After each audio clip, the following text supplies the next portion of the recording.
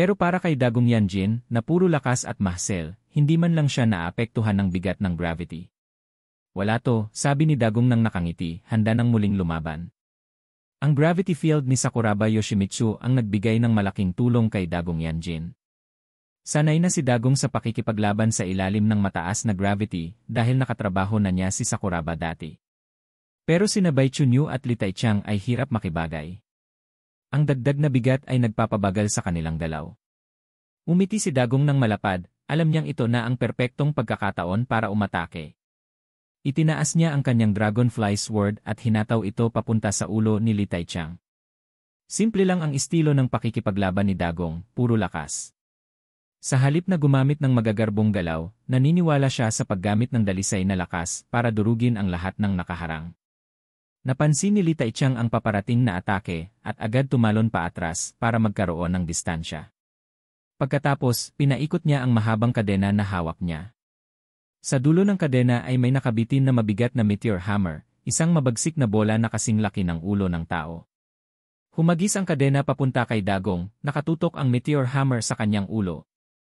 Di tulad ng matatalim na sandata, ang blunt weapons gaya ng meteor hammer ay hindi kailangang tumama sa isang tiyak na bahagi para makapinsala. Basta tumama ito, tiyak na magdudulot ng matinding pinsala. Kahit kampante si Dagong sa kanyang lakas, alam niyang delikado kung tatamaan siya ng sandatang iyon. Hinataw niya ang kanyang espada at madaling napalihis ang meteor hammer. Si Li Taichang, suot ang mabigat na armor, ay nakakagalaw pa rin ng nakakagulat na bilis sa kabila ng gravity. Pinanatili niya ang distansya at mabilis na nakibagay sa bigat, natutong gumalaw at lumaban sa ilalim ng gravity field. Di nagtagal, nakipagsabayan na siya kay Dagong, pantay na nagpapalitan ng mga malalakas na atake. Dati nang kinikilalang nangungunang martial artist si Li Taichang sa China. Pagdating sa galing, ako ang pinakamagaling, sabi ni Li Taichang nang may kumpiyansa. Pagdating sa lakas, walang makakatalo sa akin. Sa harap ng dambuhalang si Dagong na parang oso, hindi nagpakita ng takot si Li Taichang. Buong tiwala niya sa kanyang kakayahan at sa kanyang mga kasama. Samantala, nahihirapan si Bai Chunyu. Ang gravity field ay nagpapabagal at nagpapahirap sa kanyang mga snowflake attacks. Ang kapangyarihan niya, ang snowfalls on the earth, ay hirap gumana ng maayos sa ilalim ng mabigat na gravity. Tumingin siya kay Luo Tianxiang at sumigaw, alisin mo yung nagpapakontrol ng gravity. Kailangan nating alisin siya. Tumango si Luo Tianxiang. Sige, ako na bahala. Bahagya siyang yumuko, marahang tumulak mula sa lupa, at biglang lumipad sa ere. Habang umaangat, nagsimulang magbago ang kanyang katawan. Lumabas ang malalaking itim na pakpak mula sa kanyang likod. Hindi basta-basta si Luo Tianxiang, siya ay may bihirang orc-type na kapangyarihan, kaya niyang mag-transform bilang Snow Mountain Thunder Falcon. Mula sa taas ng battlefield, matalas na tumingin si Luo Tianxiang pababa. Gamit ang kanyang Eagle Eye ability, kaya niyang makita kahit ang pinakamaliit na galaw mula sa daan-daang metro ang layo. Natuntun niya si Sakuraba Yoshimitsu at agad itong pinuntirya. Binuksan niya ang kanyang bibig at nagpakawala ng maraming kidlat na bumagsak sa lupa na parang espada mula sa langit. Mabilis ang kidlat, sobra itong bilis para maiwasan ng karamihan. Pero handa si Sakuraba Yoshimitsu. Kumilos siya noong nag-transform si Luo Tianxiang. Sa huling segundo, tumalon si Sakuraba paatras, lumulutang ng ilang metro na parang balahibo sa hangin. Magaan at mabilis ang kanyang mga galaw, para bang wala siyang bigat. Ito ay dahil kaya rin niyang gamitin ang kanyang gravity field sa sarili niya. Ginagawa niyang magaan ang kanyang katawan, kaya nagagawa niyang gumalaw ng napakabilis at napakalakas. Sumigaw ng malakas si Luo Tianxiang habang lumilipad ng mas mataas sa langit. Ang kanyang mga kuko ay kumikislap sa kidlat, at nagpakawala siya ng sunod-sunod na kidlat papunta sa lupa. Sunod-sunod ang pagbagsak ng mga kidlat, tinatakpan ang buong lugar kung saan nakaposisyon ang mga Eclipse Fighters. Lumutang si Luo Tianxiang sa taas, tinatanaw ang battlefield na parang isang hari na nagmamasid sa kanyang kaharian. Mula sa taas na ito, pakiramdam niya ay wala nang makakapigil sa kanya. Dito sa taas, walang makakaabot sa akin, naisip niya, kampanteng hawak niya ang kalamangan. Pero malayo pa ang laban sa pagtatapos. Hinubad ni Akira Kurosawa ang kanyang itim na leather jacket, at tumambad ang isang napakalaking itim na hand cannon na nakakabit sa kanyang kanang braso. Panahon na para mangaso, sabi niya nang may nakakalokong ngiti. Itinutok niya ang kanyang hand cannon kay Luo Tianxiang, na lumilipad sa taas ng kalangitan, at pinindot ang gatilyo. Isang maliwanag na dilaw na sinag ng liwanag ang tumama pataas, parang nagliliyab na sinag ng araw, papunta kay Luo Tianxiang. Umiwas si Luo Tianxiang, iniikot ang kanyang katawan, at madali niyang naiwasan ang sinag. Bilang hari ng himpapawid, walang makakapantay sa bilis niya. Ang mga mabibigat na sandata gaya ng hand cannon ni Kurosawa ay walang laban sa mabilis at maliksi niyang mga galaw. Napansin ni Bai Chunyu ang nangyayari at handa na sanang mag-transform bilang snowstorm para tumulong. Pero bago pa siya kumilos, may narinig siyang sigaw mula sa likod niya. Vice Captain! Tulungan mo ako. Sa loob ng 10 segundo, ang laban nina Dagong Yanjin at Li Taichang ay umabot na sa daan-daang palitan ng atake. Ang estilo ng pakikipaglaban ni Dagong Yanjin ay simple at brutal, dumiretso siya kay Li Taichang at pinilit itong makipagsabayan ng lakas. Hawak ang kanyang dragonfly sword, paulit-ulit niyang hinataw ang espada laban sa angkla ni Li Taichang. Bagamat matalim ang dragonfly sword, ginagamit ito ni Dagong na parang pamalo kaysa tamang sandata. Hindi bihasa si Dagong sa paggamit ng armas, pero dala niya ang espada dahil hinahangaan niya si Honda Tadakatsu, isang alamat na mandirigma mula sa kanyang lupain. Gayunpaman, mas gusto ni Dagong ang labanang umaasa sa dalisay na lakas. Sa mga kamay niya, ang espada ay parang mabigat na pamalo lang. Naiinis na si Li Taichang sa sunod-sunod na atake. Hinigpitan niya ang hawak sa kanyang angkla gamit ang parehong kamay at nagdesisyong lumaban ng harapan. Pero sa unang banggaan pa lang ng kanilang mga sandata, naramdaman niyang may mali. Sobrang lakas ni Dagong. Matapos mag-transform sa kanyang Shotora form, isang halimaw na 3 metro ang taas, halos hindi na siya mapigilan sa purong nalakas. Ang tunog ng dragonfly sword na humahampas sa angkla ni Li Taichang ay umalinggaw sa buong battlefield. Matapos ang 12 ng hampas, nanlamig ang mga braso ni Li Taichang. Nanginig ang kanyang mga kamay, at unti-unting nanghina ang kanyang katawan dahil sa pagod. Pagkatapos ng halos 100 hampas, bumigay ang mga tuhod ni Li Taichang. Bumagsak siya sa kanyang mga tuhod. Pero hindi pa tapos si Dagong Yanjin. Tinitigan niya si Li Taichang, na hirap nang manatiling nakatayo sa bigat ng kanyang armor. Isang ligaw at mabangis na tingin ang lumitaw sa mukha ni Dagong. Lalo pang lumakas ang kanyang pagnanais na durugin ang kalaban. Handa na niyang gawing duguan at wasak si Li Taichang. Sa wakas, bumigay na ang mga braso ni Li Taichang. Ang kanyang battle armor, na gawa ng Deng Industries, ay hindi sapat para punan ang napakalaking agwat ng lakas nila ni Dagong. Inalog ni Dagong ang kanyang braso, handa nang ibigay ang huling hampas. Napanood ni Bai Chunyu ang buong pangyayari, at hindi siya nagulat. Alam naman niya na si Dagong Yanjin ang pangalawang in command ng Eclipse Organization. Alam niyang walang laban si Li Taichang laban sa ganitong klaseng makapangyarihang kalaban. Ang dahilan kung bakit dinala ni Bai Chunyu si Li Taichang ay para abalahin si Dagong mula sa harapan habang isinasagawa nila ang ibang plano. Kahit na humihingi na ng tulong si Li Taichang, hindi pa rin siya sumusuko. Mabilis siyang gumapang palayo, parang ahas na dumadaos-dos sa lupa. Hinataw niya ang makapal na kadena ng bakal papunta sa mga binti ni Dagong, sinusubukang itali ito. Napansin ito ni Bai Chunyu at agad na nagsalita sa kanyang communication device kay Luo Tianxiang. Asikasuhin mo na yung 2 tao sa likod natin. Ako na ang tutulong kay Li Taichang para pabagsakin ang dambuhalang to. Sige, akin na sila, sagot ni Luo Tianxiang. Mula sa taas ng himpapawid, tumingin si Luo Tianxiang sa battlefield. Gamit ang kanyang matalas na paningin ng Eagle Eye, natuntun niya sina Kurosawa Akira at Sakuraba Yoshimitsu sa ibaba. Kumikislap ng kuryente ang kanyang malalaking kuko. Inipon niya ang kanyang lakas at nagpakawala ng 12 ng kidlat papunta sa 2 Eclipse fighters. Sunod-sunod na bagsak ng mga kidlat ang nagpilit kina Kurosawa at Sakuraba na umatras. Napilitang umatras ang dalawa, napagtanto nilang hindi ubra ang karaniwan nilang taktika laban kay Luo Tianxiang. Halos walang silbi ang hand cannon ni Kurosawa. Napakabilis ng lipad ni Luo Tianxiang kaya't hindi ito matutukan ng sandata.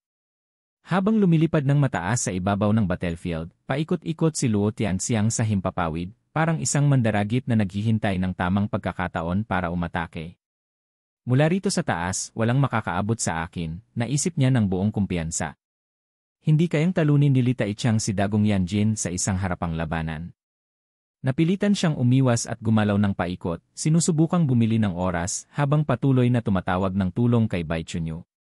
Nakita ito ni Bai Chunyu kaya't napilitan siyang bumalik para tumulong. Magkasama nilang inilunsad ang isang sabayang atake kay Dagong. Isang malakas na bagyo ng yelo at nyebe ang bumalot sa buong battlefield.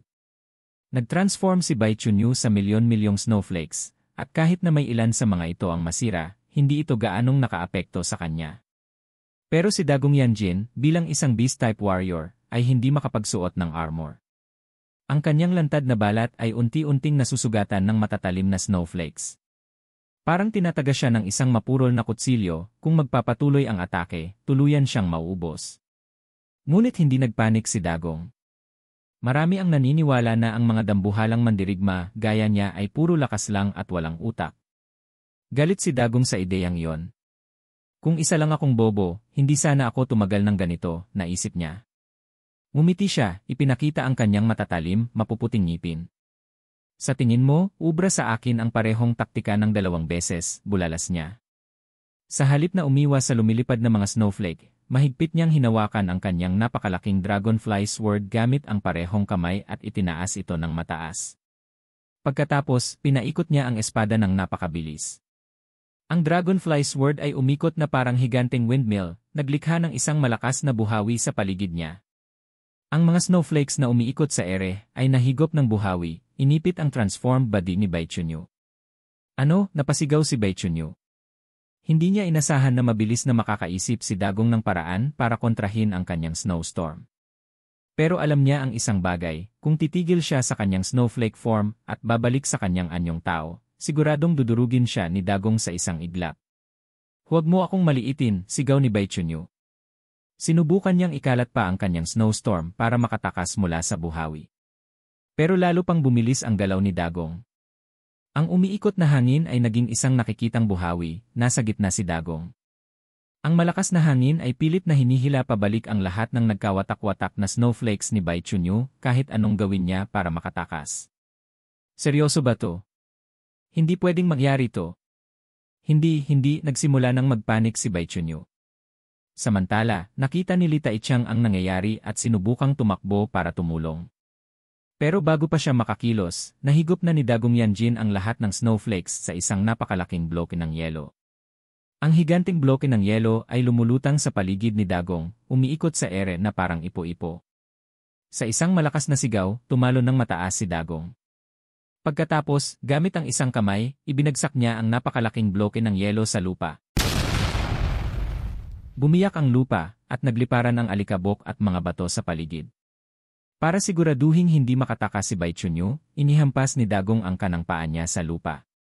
Isang malakas na lindol ang kumalat, nagpapaguho ng mga debris na tumabon kay Bai Chunyu sa ilalim ng lupa. Bagamat hindi napatay ni Dagong si Bai Chunyu, natrap ng ayon ang Ice Warrior sa ilalim ng lupa at hindi makakalabas anumang oras. Nang makita ng dalawa, si Luo Tianxiang at Li Taichang, na natalo ang pinakamalakas nilang kakampi, nagsimula silang kabahan. Si Bai Chunyu ang inaasahan nila sa labanang ito. Nang mawala siya, biglang bumagsak ang lakas ng kanilang koponan.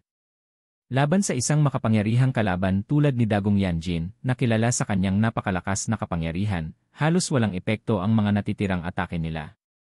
Agad na nagbago ng plano si Luo Tianxiang. Paikot-ikot siya sa ere, diretso papunta kay Dagong Yanjin. Mula sa kanyang bibig at mga kuko, nagpakawala siya ng matatalim na kidlat na tumama ng diretso sa dibdib ni Dagong. Tumama ang kidlat kay Dagong Yanjin. Nagliparan ng mga spark at sumayaw ang kuryente sa katawan niya. Pero halos hindi siya natinag. Isang malamig na ngiti ang sumilay sa kanyang labi. Yan lang ba ang kaya mo? Hindi ako masasaktan yan. Nanlamig ang pakiramdam ni Luo Tianxiang. Ang kidlat niya ay hindi likas na kulog. Isa itong uri ng biological electricity na nilikha ng kanyang kapangyarihan, kaya mas mahina ito kumpara sa tunay na kidlat. Kung tunay na kidlat ang ginamit, kahit si Dagong ay magkakaproblema. Pero ngayon, nanatili lang si Dagong sa pwesto niya, hindi apektado. Nanlaki ang mga mata ni Luo Tianxiang. May mali rito, naisip niya. Isang pakiramdam ng takot ang bumalot sa kanya at bigla niyang gustong umatras. Masyado natin silang minaliit na pagtanto niya. Ang mga mandirigmang ito mula sa kabilang dagat ay hindi mas mahina kaysa sa Celestial Team, kasing lakas sila o baka mas malakas pa. Pero alam ni Luo Tianxiang na hindi siya pwedeng tumakas. Pinapanood siya ng mga nakatataas mula sa headquarters. Kapag umatras siya ngayon, masisira ang kanyang reputasyon. Hindi ako pwedeng tumakbo. Kailangan kong lumaban. Buong determinasyon, sinimulan ni Luo Tianxiang na mag-ipon ng mas malaking kapangyarihan. Isang higanting bola ng kidlat ang unti-unting nabuo sa kanyang bibig, kumikislap habang lumalaki. Ibubuhos ko ang lahat ng lakas ko, naisip niya. Ang layunin niya ay simple, pilitin si Dagong Yanjin na umatras at bigyan ng pagkakataon si Bai Chunyu na makatakas. Habang inihahanda ni Luo Tianxiang ang kanyang pinakamalakas na atake, biglang gumawa ng kakaibang galaw si Dagong Yanjin. Mahigpit niyang hinawakan ang kanyang Dragonfly Sword gamit ang dalawang kamay, yumuko ng mababa, at inunat ang katawan niya na parang isang higanting pana na hinihila pabalik. Bumagsak ang puso ni Luo Tianxiang. Hindi. Aatake siya. Pumalakpak siya ng mga pakpak ng malakas, pilit na lumilipad palayo. Pero huli na.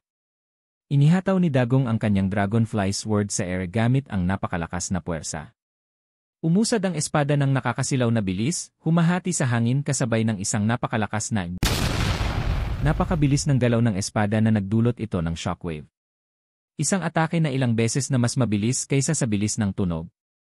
Hindi nakailag si Luo Tianxiang sa tamang oras. Tumagos ang espada sa kanyang katawan. Hinati nito ang kanyang katawan, iniwang may malaking butas mula harap hanggang likod. Sa isang iglap, natigilan si Luo Tianxiang sa ere, hati sa dalawa. Hanggang dito na muna magtatapos ang ating kwento para sa araw na ito.